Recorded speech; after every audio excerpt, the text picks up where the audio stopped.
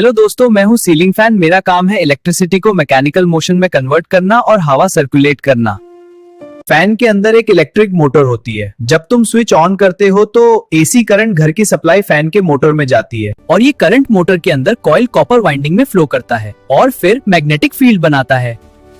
Motor के अंदर दो मेन पार्ट्स होते हैं। स्टेटर बाहर वाला हिस्सा, इसमें कॉपर वाइंडिंग्स होती है। रोटर अंदर वाला पार्ट, ये घूमता है। जब करंट वाइंडिंग में फ्लो करता है तो मैग्नेटिक फील्ड बनती है जिससे रोटर को घुमाती है। इसे ब्लेड्स घूमने लगते हैं। फैन के ब्लेड्स का शेप थोड़ा टिल्टेड होता है। जब ब्लेड्स घूमते हैं तो हवा आने लगती है। ऐसी और मजेदार वीडियोस के लिए हमारे AI क्राफ्टा YouTube चैनल को सब्सक्राइब करें। Thank you.